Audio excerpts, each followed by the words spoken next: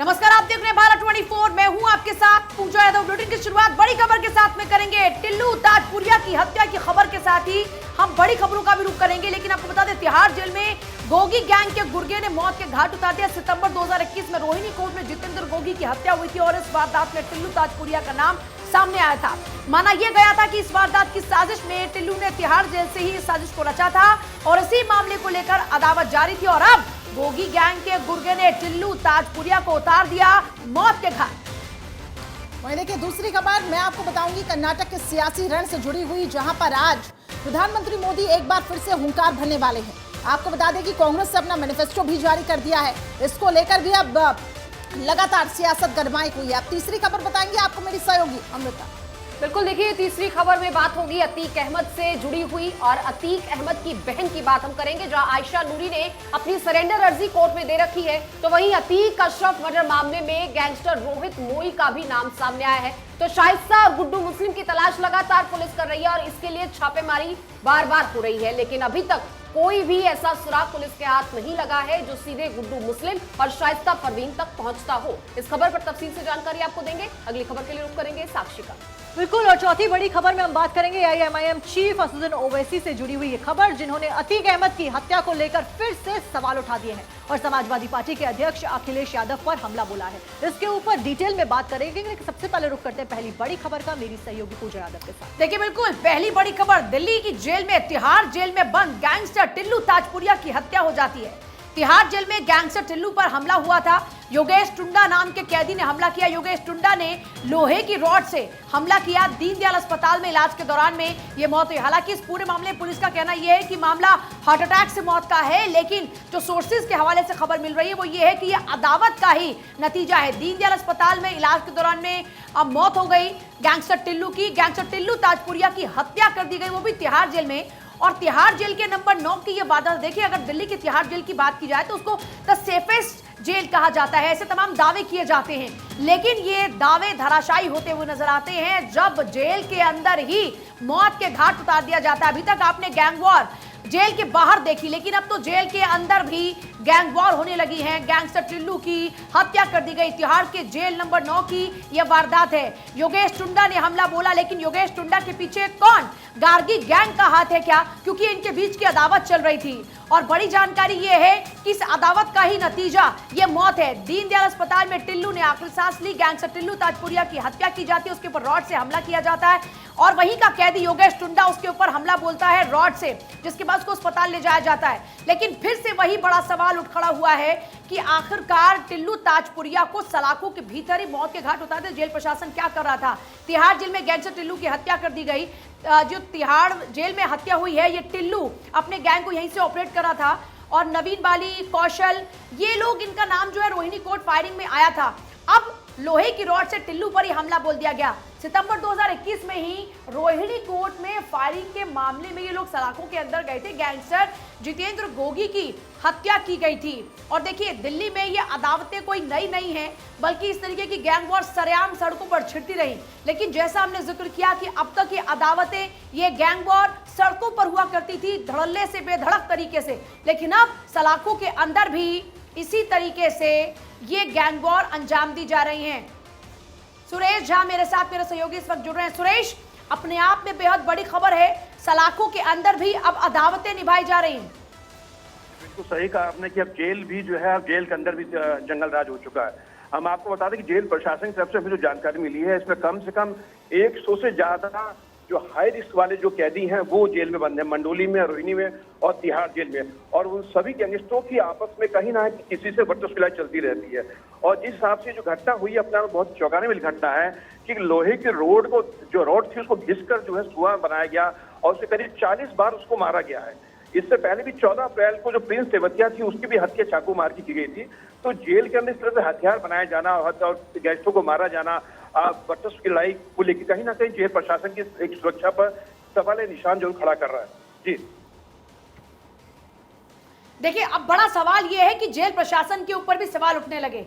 जहां पर इतने बड़े कैदी रखे जाते हैं, वहां पर कैसे ये नुकीले सामान आ जाते हैं, कैसे वहां पर रॉड मिल जाती है, क्योंकि जेल के अंदर ऐसी वारदातें ना हो, इसी का पूरा ख्याल रखा जाता है। फिर ये सब इंतजाम कैसे हो गए वहां? जी बिल्कुल, आपको जान के ताज्जुब हुआ कि जेल की सुरक्षा जो है पैरामिलिट्री फोर्स के पास है। इसके अलावा जो अंदर की सुरक्षा तमिलनाडु फोर्स है, और तमिलनाडु की फोर्स जो बहुत अच्छी एक फोर्स मानी जाती है, और हर 24 घंटे वहां पहरा लगा रहता है पैरामिलिट्री फोर्स का। और उसके बीच में इस तरह से हथियार पाए जाना, हथियार बना लेना, ये अपने आप में बहुत ही चौंकाने वाली बात है। हालांकि पूरे मामले को देखा जाए, जो जेल प्रशासन ने तो चुप्पी साधा है कि वो कुछ भी कहने को तैयार नहीं है। प्रिंस सेवतिया की हत्या हुई थी, उसमें भी ये बात खड़ी हुई थी कि आखिर जेल में चाकू पहुंचा कैसे, किस तरीके से एक गुट ने दूसरे गुट पे हमला किया। और ठीक उसी 1 महीने बाद या कैसे 2 महीने बाद जो ये घटना फिर से सामने आई है, तो जेल प्रशासन को कहीं ना कहीं चलिए, तो जेल प्रशासन पर भी कई सवाल खड़े हो रहे हैं। बहुत बहुत शुक्रिया आपका सुरेश हमारे साथ जुड़ने के लिए। और इसी बीच देखिए, दिल्ली से ही बड़ी खबर, तिहाड़ जेल में गैंगस्टर टिल्लू की हत्या का मामला गरमाया। टिल्लू की हत्या में जितेंद्र गोगी के करीबी का अब नाम सामने आया है। खबर यह है कि तिहाड़ जेल में बंद रोहित मोई का नाम भी इसमें सामने आ रहा है। 40 से ज्यादा वार कर टिल्लू राजपुरिया की हत्या को अंजाम दिया गया। तो बड़ी खबर आपको बता रही है, तिहाड़ जेल में बंद रोहित मोई का नाम सामने आ रहा है इस पूरे घटनाक्रम में। और 40 से ज्यादा वार कर टिल्लू राजपुरिया की जिस तरीके से हत्या की गई है, तो टिल्लू ताजपुरिया की जिस तरीके से हत्या की गई है, ऐसे में जेल प्रशासन पर भी कई सवाल उठ रहे हैं कि आखिर किस तरीके से गैंग वॉर हो रहा है। हालांकि किस तरीके से वहां पे इंतजाम भी थे, ये भी एक बड़ा सवाल और सभी जांच का विषय इस वक्त बना हुआ है।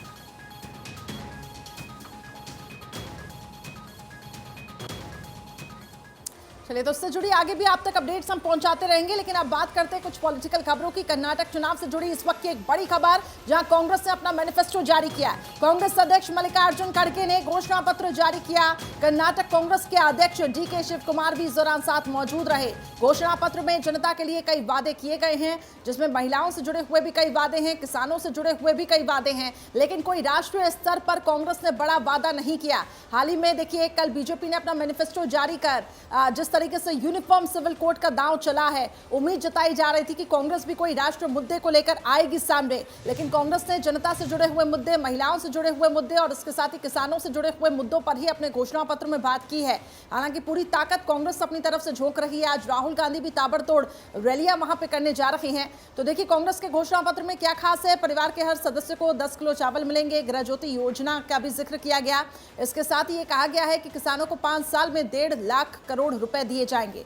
नारियल और सुपारी के किसानों के लिए एमएसपी भी यहाँ पे तय की जा रही है। यानी किसानों और महिलाओं पर कांग्रेस का पूरा फोकस रहा और आमजन पर। दूध पर सब्सिडी 5 रुपए से बढ़ाकर 7 रुपए कर देंगे अगर हमारी सरकार आती है तो एक तरफ कांग्रेस का घोषणा पत्र, तो दूसरी तरफ बीजेपी का संकल्प पत्र जो कल जारी हुआ, जिसमें यूनिफॉर्म सिविल कोड लागू करने की बात की गई, बीपीएल परिवारों की बात की गई। तो वहीं कांग्रेस के मैनिफेस्टो में अब तक कोई राष्ट्रीय मुद्दा देखने को नहीं मिला।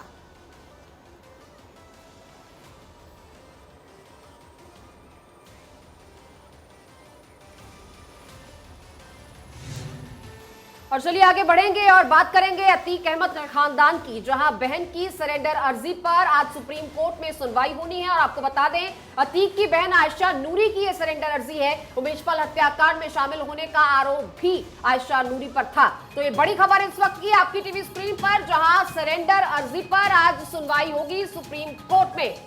आयशा नूरी, जिस पर बराबर के इल्जाम है उमेश पाल हत्याकांड को लेकर, अब आयशा नूरी की तरफ से ये अर्जी दी गई थी। तो सरेंडर अर्जी पर अब सुप्रीम कोर्ट में सुनवाई होगी। सरेंडर अर्जी को मंजूर किया जाएगा या कोर्ट की तरफ से क्या टिप्पणी की जाएगी, ये तो आने वाला वक्त बताएगा। लेकिन ये बड़ी जानकारी आपको दे रहे हैं, जहां अतीक अहमद का पूरा परिवार इस वक्त खौफजदा है।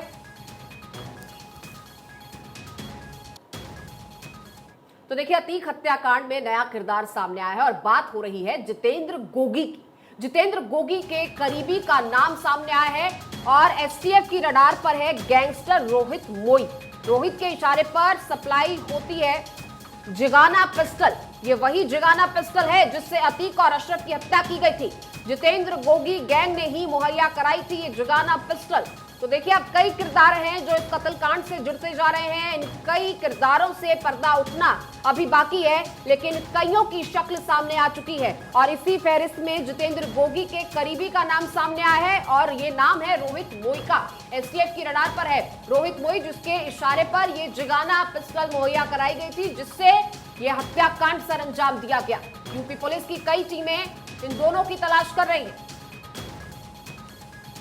तो देखिए वहीं उमेश पाल हत्याकांड से जुड़ी एक और बड़ी अपडेट सामने आ रही है। शाइस्ता और गुड्डू की तलाश लगातार जारी है। उत्तर प्रदेश पुलिस की कई टीमें फिलहाल दोनों की तलाश कर रही हैं। यूपी समेत कई राज्यों में दोनों आरोपियों की तलाश की जा रही है। फिलहाल आपको बता दें कि 67 दिन से शाइस्ता और गुड्डू मुस्लिम फरार चल रहे हैं। इस बीच कई राज्यों में शाइस्ता और गुड्डू मुस्लिम की तलाश तेज कर दी गई है। बीच में यह भी खबर सामने आ रही थी कि गुड्डू मुस्लिम और शाइस्ता प्रयागराज में मौजूद हो सकते हैं।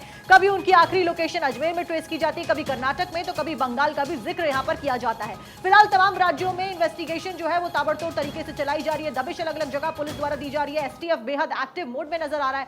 आपको बता दें कि दोनों के ऊपर ही उमेश पाल हत्याकांड से जुड़ी हुई साजिश रचने का आरोप है और उमेश पाल हत्याकांड को कहीं ना कहीं अंजाम देने का आरोप है। दोनों की तलाश में पुलिस लगातार जुटी हुई है और इस दौरान ये भी खबरें सामने आई थी कि किस तरीके से अतीक के काले कारोबार को अब गुड्डू और शाइस्ता मिलकर संभाल रहे हैं। उस बीच में ये बड़ी खबर कि 67 दिन से फरार चल रहे अतीक और अतीक की पत्नी शाइस्ता परवीन और गुड्डू मुस्लिम की तलाश फिलहाल तेज कर दी गई है।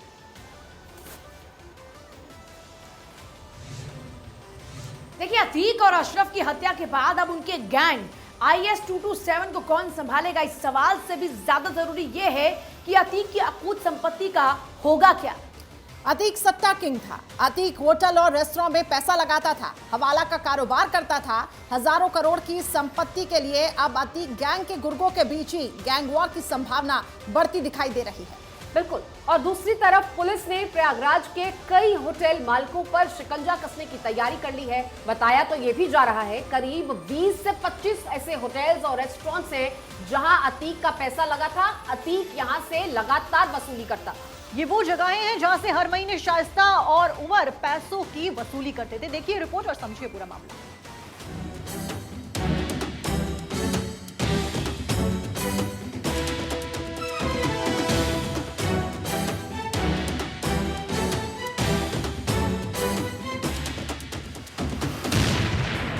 शाइस्ता है फरार, गुर्गों में होगी गैंग वॉर।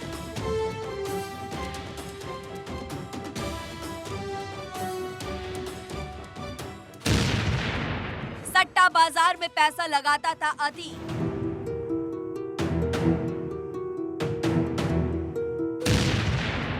वक्फ की कई जमीनों पर अतीक का कब्जा।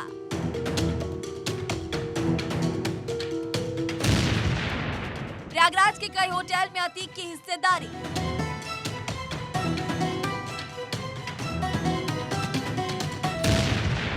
दिल्ली के कई इलाकों में अतीक की संपत्ति।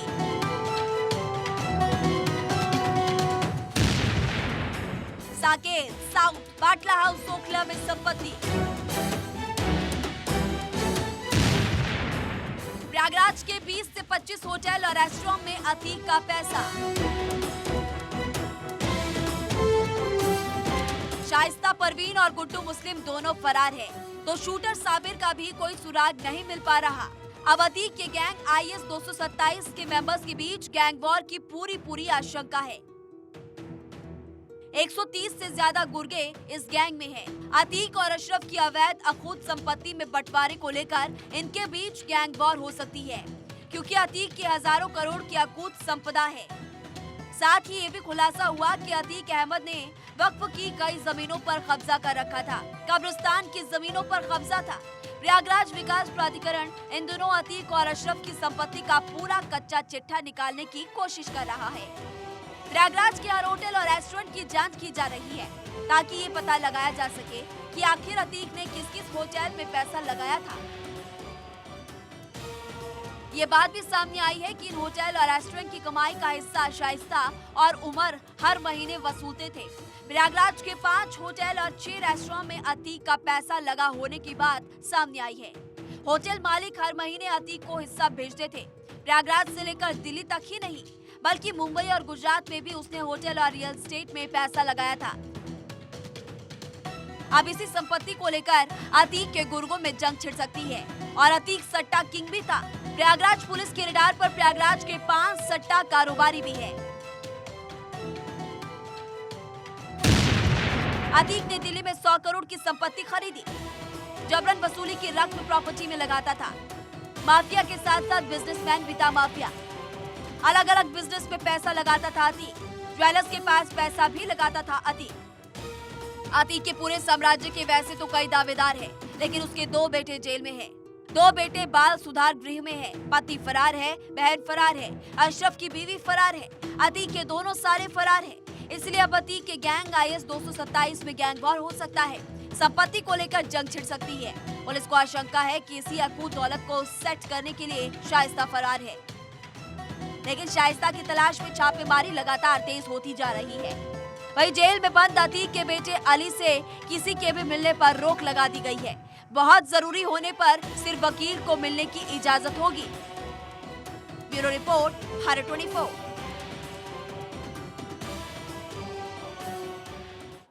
खबरों में बात ओवैसी की, क्योंकि हैदराबाद से लोकसभा सांसद और AIMIM के मुखिया असदुद्दीन ओवैसी इन दिनों उत्तर प्रदेश के निकाय चुनाव में एक्टिव हैं। आपको बता दें कि उनकी पार्टी ने प्रदेश की कई सीटों पर अपने प्रत्याशी उतारे हुए हैं। इन प्रत्याशियों के लिए वो जनसभाएं भी कर रहे हैं। अब इस दौरान वो मुसलमानों को संगठित होने की अपील कर रहे हैं। आपको बता दें कि इस दौरान ओवैसी ने BJP, SP और BSP पर जोरदार हमला बोला है। उन्होंने कहा कि मुसलमानों, तुम्हारी कोई औकात नहीं है, तुम्हारी कोई ताकत नहीं है, कोई पहचान नहीं है, इसलिए पुलिस की कस्टडी में भी गोली मारकर हत्या कर दी जाती है। ओवैसी ने कहा कि अगर तुम में ताकत होती, तुमसे सियासी शऊर होता, तो तुम तमाम चीजों से ऊपर उठकर अपने समाज के नेता को बनाते, तो कोई माई का लाल तुम्हें गोली मारने की सोचता भी नहीं। यहां पर असदुद्दीन ओवैसी ने एक तरीके से अतीक और अशरफ की हत्या के ऊपर सवाल खड़े किए हैं। सुनवाते हैं क्या कुछ कहा असदुद्दीन ओवैसी ने। क्योंकि वो जो साहब को छोड़ा गया, उनका समुदाय उनके साथ था, उनका पूरी बरादरी उनके साथ थी। तो इनको मालूम था, ये तेजस्वी यादव को और नीतीश कुमार को, कि उस बरादरी का वोट लेना है तो इनको जेल से छोड़ना पड़ेगा, इनको जेल से छोड़ना पड़ेगा। तुम्हारी कोई अहमियत नहीं है, तुम्हारी कोई कीमत नहीं है, तुम्हारी कोई ताकत नहीं है, तुम्हारी कोई पहचान नहीं है, इसीलिए पुलिस की कस्टडी में आकर गोलियां मारकर चले जाते हैं। सबको एक करने की बात कही है। अखिलेश यादव की बात सच है, सबसे ज्यादा किसी समुदाय का वोट मिला, यादवों से बढ़ के वोट मिला तो मुस्लिम समाज का मिला। विधानसभा के चुनाव में 85% वोट मिला और उसके बाद भी जबान नहीं खोलते। फिल्म द केरला स्टोरी पर विवाद जारी है। सुप्रीम कोर्ट पहुंचा द केरला स्टोरी मामला। कपिल सिब्बल ने द केरला स्टोरी पर रोक लगाने की मांग की। सुप्रीम कोर्ट ने कपिल सिब्बल से कहा हाई कोर्ट जाइए। ये बड़ी खबर इस वक्त आपको बता रहे। देखिए, द केरला स्टोरी के आने से पहले इतनी सारी कंट्रोवर्सीज हो चुकी हैं। सुप्रीम कोर्ट तक पहुंच चुका है मामला। कपिल सिब्बल ने रोक लगाने की मांग की है और दूसरी तरफ कोर्ट ने कहा कि आप हाई कोर्ट जाइए। सुप्रीम कोर्ट ने कपिल सिब्बल से कहा कि आप हाई कोर्ट चाहिए। फिल्म द केरला स्टोरी के अंदर दरअसल उन महिलाओं की कहानी दिखाई गई है जो क्रिश्चियन और हिंदू है, जिनको टारगेट किया गया और उसके बाद में धर्मांतरण करा के उन्हें IS से जोड़ दिया गया। तो ये उनके अपने धर्म से धर्मांतरण और उसके बाद उनके टेरर कनेक्शन की कहानी है और इसकी आने से पहले ही इस पर कंट्रोवर्सी शुरू हो चुकी है। उस पूरे मामले को लेकर अब कपिल सिब्बल सुप्रीम कोर्ट पहुंच गए। कोर्ट ने कहा कि हाई कोर्ट जाइए। सुप्रीम कोर्ट पहुंचा था केरला स्टोरी मामला और कोर्ट ने कहा कि आप हाई कोर्ट जाइए। यह बड़ी खबर इस वक्त आपको बता रहे हैं। तो केरल स्टोरी को लेकर लगातार कंट्रोवर्सीज हो रही हैं और इसी बीच बड़ी खबर, JNU में आज द केरल स्टोरी की स्क्रीनिंग करवाई जाएगी। आपको बता दें ABVP दोपहर 2 बजे स्क्रीनिंग करेगा। शाम 4 बजे लेफ्ट छात्र संगठनों का प्रदर्शन भी होने वाला है। द केरल स्टोरी 5 मई को रिलीज होगी। तो बड़ी खबर आपको बता रही है, केरल स्टोरी को लेकर लगातार सियासत भी एक तरीके से गरमाई हुई है और इसकी स्क्रीनिंग है आज JNU में। ABVP दोपहर 2 बजे ये स्क्रीनिंग करेगा। शाम 4 बजे लेफ्ट छात्र संगठनों का प्रदर्शन भी होना है। इस पूरी फिल्म में ये दिखाया गया है कि किस तरीके से इन जो लड़कियों के साथ यौन शोषण होता हुआ आया और किस तरीके से लव जिहाद के नाम पर धर्म परिवर्तन इनसे करवाया गया और इसके बाद सीरिया, अफगानिस्तान, यमन भेजा गया। संवाददाता सुमित कुमार इस वक्त अधिक जानकारी के साथ जुड़ चुके हैं। सुमित, इस पूरी मूवी को देखकर अगर हम कहें, अब तक जो ट्रेलर रिलीज हुआ है ये बताया गया है कि किस तरीके से इनका धर्म परिवर्तन होता था लव जिहाद के नाम पर। हालांकि इसको लेकर कंट्रोवर्सी हो रही है, राजनीतिक बयान भी आ रहे हैं, लेकिन अब ये पूरा मामला जो है वो कोर्ट की तरफ भी जाते हुए दिख रहा है, क्योंकि कुछ पॉलिटिकल पार्टीज की तरफ ये कहा जा रहा है कि इस मूवी को रिलीज न होने दिया जाए, बैन करवाया जाए। इसको लेकर याचिका भी हम करेंगे। देखिए करिश्मा, आज सुप्रीम कोर्ट में ये मामला रखा गया था। शुक्रवार को ये फिल्म रिलीज होने वाली है। सबसे पहले वकील निजाम पाशा की ओर से यह मामला जस्टिस KM जोसेफ की बेंच के पास रखा गया था, जो कि हेट स्पीच मामले की सुनवाई कर रही है।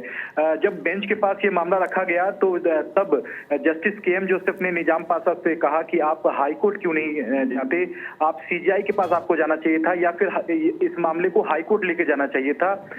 फिलहाल सुप्रीम कोर्ट ने सुनवाई से इनकार करते हुए हेट स्पीच मामले के साथ इस मामले की सुनवाई करने से इनकार कर दिया है। निजाम पाशा का कहना था कि यह जो मूवी है वो सीधे तौर पर हेट स्पीच को बढ़ावा देती है, लिहाजा इस मामले में सुप्रीम कोर्ट हेट स्पीच मामले के साथ सुनवाई करे। उसके बाद कपिल सिब्बल बेंच के पास पहुंचते हैं और वो कहते हैं कि इस मामले में वो याचिका दायर कर रहे हैं। कल CJI के पास वो इस मामले का उल्लेख करेंगे और CJI के सामने जल्द सुनवाई की मांग करेंगे। तो निश्चित तौर पर यह मामला सुप्रीम कोर्ट पहुंच गया है। कल एक बार फिर से कपिल सिब्बल की ओर से CJI की बेंच के सामने यह मामला रखा जाएगा और यहाँ सीधे तौर पर कहा गया है कि इस फिल्म पर बैन लगाया जाए, क्योंकि शुक्रवार को यह फिल्म रिलीज होने वाली है पूरे देश भर में। तो उससे पहले ही सुप्रीम कोर्ट इस मामले में दखल दे और फिल्म की रिलीज पर रोक लगाई जाए। तो आज फिलहाल सुप्रीम कोर्ट ने सुनवाई को टैग या सुनने से इनकार किया है, लेकिन यह मामला फिर कल CJI के सामने रखा जाएगा और वहां जल्द सुनवाई की मांग की जाएगी। उसके बाद देखना होगा कि क्या CJI इस मामले में दखल देते हैं या नहीं, यह तस्वीर कल साफ हो जाएगी। बिल्कुल, देखिए एक तरफ तो सुनवाई की बात हो रही है और दूसरी तरफ ABP JNU में इसकी स्क्रीनिंग करवाने जा रही है। अपने आप में आयरनी है। बहुत शुक्रिया सुमित इस पूरी जानकारी के लिए। आगे बढ़ेंगे, बात दिल्ली की करेंगे, जहां CM केजरीवाल के खिलाफ बीजेपी लगातार प्रदर्शन कर रही है। रेनोवेशन घोटाला मामले को लेकर बीजेपी का यह प्रदर्शन आज भी जारी रहेगा। बीजेपी के कई बड़े नेता इस प्रदर्शन में शामिल हैं। आपको बता दें, लगातार रेनोवेशन घोटाले को लेकर बीजेपी की तरफ से सवाल उठाए जा रहे हैं। ये जनता का पैसा है, इसका गलत इस्तेमाल हुआ है अपनी शान और शौकत के लिए, अपनी सहूलियत के लिए। अरविंद केजरीवाल ने तमाम वो प्रबंध अपने इस बंगले में किए हैं जिसे वो शुरुआत में लेना भी नहीं चाह रहे थे।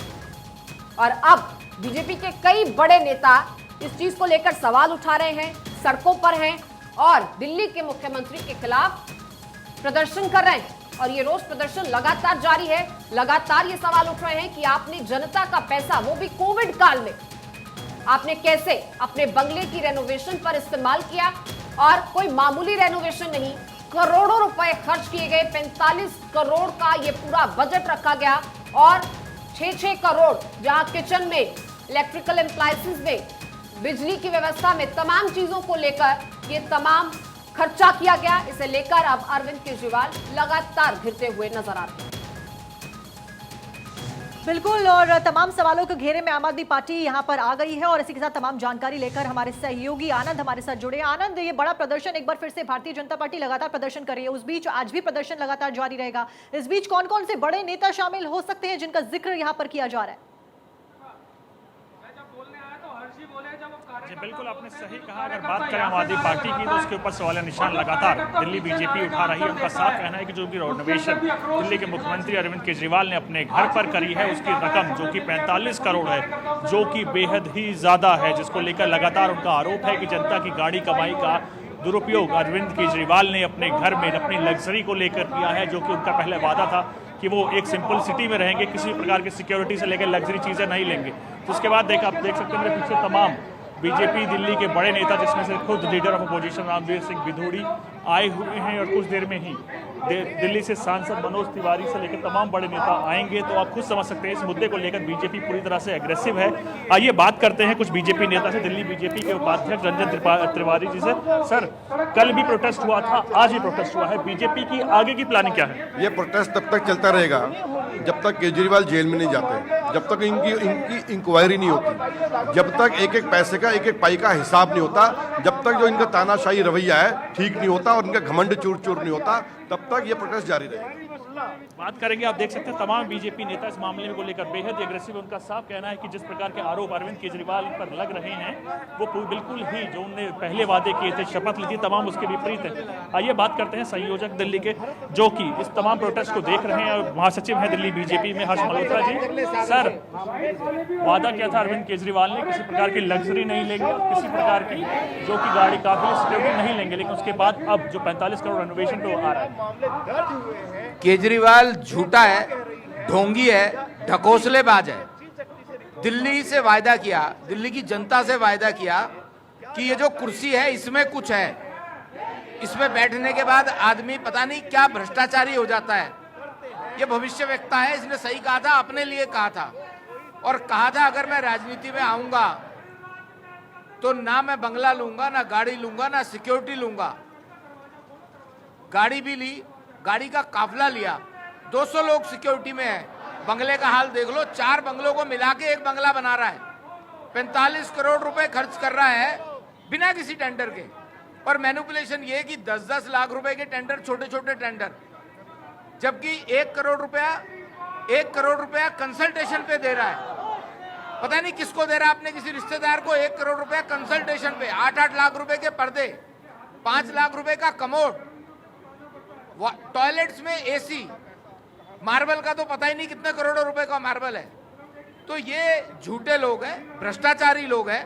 जितना ये कट्टर अपने आप को ईमानदार कहते हैं, ये कट्टर की घात 100 इन्फिनिटी, कट्टर की घात इन्फिनिटी भ्रष्टाचारी लोग हैं। तो इनका बंगला देखने के लिए दिल्ली की जनता यहाँ आई है। हम भी देखें 45 करोड़ रुपए रेनोवेशन पे कैसे खर्च होते हैं। आइए बात करते हैं leader of opposition Ranvir Singh Bidhuri ji से। सर, लीडर ऑफ अपोजिशन है आप, सरकार में हिस्सा आपका भी है। अगर बात करें, केजरीवाल को 1 बंगला अलॉट हुआ था, लेकिन बीजेपी का आरोप है उन्होंने 4 बंगले उसमें लिए हैं। नहीं, हमारा आरोप नहीं है, ये तो सच्चाई है। दिल्ली के मुख्यमंत्री को नियम के अनुसार एक सरकारी कोठी रहने के लिए मिलेगी और इससे पहले भी जितने भी आजादी के बाद मुख्यमंत्री रहे हैं उनको भी एक-एक कोठियां अलॉट की गई और एक ही कोठी में रहते थे। और दिल्ली के मुख्यमंत्री अपनी मकान की साज सज्जा पर 15 लाख रुपए तक खर्च करवा सकते हैं। ये सरकारी नियम है। यदि दिल्ली के मुख्यमंत्री ने नियमों का उल्लंघन किया है, अपने घर की रेनोवेशन पर 15 लाख रुपए खर्च ना करके उसके बदले 45 करोड़ रुपया खर्च किए हैं, या उन्होंने अपने रहने के लिए 3-3 कोठियों को एक साथ सम्मिलित कर लिया, ऑफिसर्स के लिए जो फ्लैट्स बने थे उनको भी डेमोलिश करा के। शुक्रिया, नजर में रखिएगा। देखिए, एक बात तो तय है कि भारतीय जनता पार्टी को आम आदमी पार्टी के खिलाफ में इतना बड़ा मुद्दा मिल चुका है जिसको भुनाने की पूरी कोशिश इस वक्त बीजेपी कर रही है और आम आदमी पार्टी के खिलाफ दिल्ली की सड़कों पर मोर्चा खोल दिया है। और चलिए रुक, इस वक्त की बड़ी खबर का करेंगे। कांग्रेस के मैनिफेस्टो पर मच चुका है सियासी घमासान। कांग्रेस ने कही बजरंग दल को बैन करने की बात, पीएफआई और बजरंग दल पर कार्रवाई करेंगे। कांग्रेस का कहना है नफरत फैलाने वाले संगठनों पर कार्रवाई करेंगे। कांग्रेस के ऐलान पर भारतीय जनता पार्टी भड़क गई है और भारतीय जनता पार्टी ने कर दिए हैं हमले शुरू। पीएफआई और बजरंग दल पर कार्रवाई करेंगे, ये बात कांग्रेस की मैनिफेस्टो में, और यही बात नागवार गुजर रही है बीजेपी को। बीजेपी ने कांग्रेस पर बोला हमला, कांग्रेस के ऐलान पर बीजेपी हो गई हमलावर। बड़ी खबर, कांग्रेस के मैनिफेस्टो पर सियासी घमासान शुरू हो चुका है। कांग्रेस के मैनिफेस्टो में नफरत फैलाने वालों के खिलाफ कार्रवाई की बात की गई और नफरत फैलाने के नाम पर बजरंग दल को भी आड़े हाथों ले लिया और बजरंग दल पीएफआई के खिलाफ कार्रवाई की बात कहकर कांग्रेस फंस गई है। भारतीय जनता पार्टी ने कांग्रेस के खिलाफ खोल दिया है मोर्चा। देखिए, कर्नाटक में चुनाव है, कर्नाटक चुनाव सर पर है, तारीख 10 बेहद करीब है और इस बीच आपको बता दें लगातार एक तरफ जहां कांग्रेस और भारतीय जनता पार्टी आमने सामने है, वहीं दूसरी तरफ कांग्रेस के मैनिफेस्टो में पीएफआई और बजरंग दल की तुलना, ये नागवार गुजर रही है बीजेपी को। इस वक्त की बड़ी खबर आपको बता दें, पीएफआई और बजरंग दल पर कार्रवाई करेंगे, नफरत फैलाने वाले संगठनों पर कार्रवाई हो, ये कहना है कांग्रेस का। अपने मैनिफेस्टो में ये बात कही है। हालांकि लोक लुभावन वादे किए हैं जिसमें किसानों और महिलाओं पर फोकस किया गया, लेकिन बीजेपी हमलावर इसलिए भी है क्योंकि बजरंग दल पर जिस तरीके से बैन करने की बात यहाँ पे कही जा रही है, ऐसे में बीजेपी इस वक्त काफी ज्यादा आक्रामक दिखाई दे रही है। पीएफआई और बजरंग दल पर नफरत फैलाने की यहाँ पे बात कही है। बिल्कुल देखिए, कर्नाटक चुनाव को लेकर मैनिफेस्टो लगा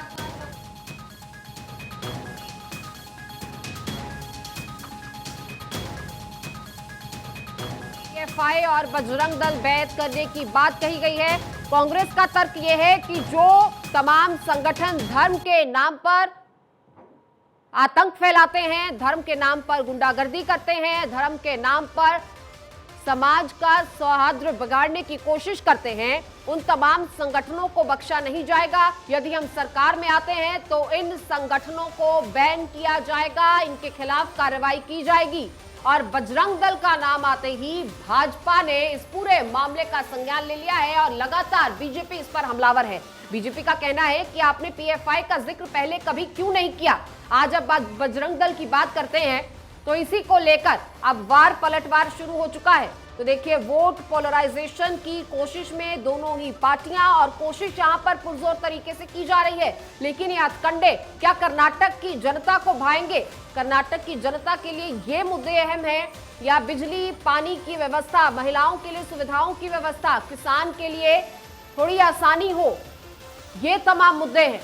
तो अब कर्नाटक की जनता को तय करना है कि जिन मुद्दों के इर्द गिर्द सियासत गरमाई हुई है, ये मुद्दे जनता के लिए अहम है या जनता का विकास अहम है। वहां की सड़कें बने, वहां पर पानी की व्यवस्था हो, रोजगार मिले, बुजुर्गों को पेंशन मिले, महिलाओं को सहूलियत मिले, ये मुद्दे अहम हैं, ये अहमियत रखते हैं। या फिर ये मुद्दे जहां धार्मिक आधार पर कुछ ना कुछ ऐसे वादे किए जा रहे हैं ताकि वोट पोलराइजेशन हो सके। बहरहाल एक जंग छिड़ गई है एक बार फिर से बीजेपी और कांग्रेस के बीच, और अब एक बार फिर से इस मुद्दे को भुनाने में दोनों ही पार्टियां पुरजोर कोशिश करेंगी, पूरा जोर लगाएंगी। अब तय जनता को करना है, क्योंकि देखिए बहुत दिन बचे नहीं हैं। 10 तारीख को वोटिंग होगी और उसके बाद 13 को इन तमाम उम्मीदवारों की किस्मत का फैसला हो जाएगा। अब 10 तारीख तक पूरी ताकत झोंकने में तमाम पार्टियां लगी हुई हैं और घोषणा पत्र दोनों ही पार्टियों का सामने आ चुका है। ऐसे में अब सवाल यह है कि घोषणा पत्र में की गई ये तमाम घोषणाएं जनता के लिए कितनी मायने रखती।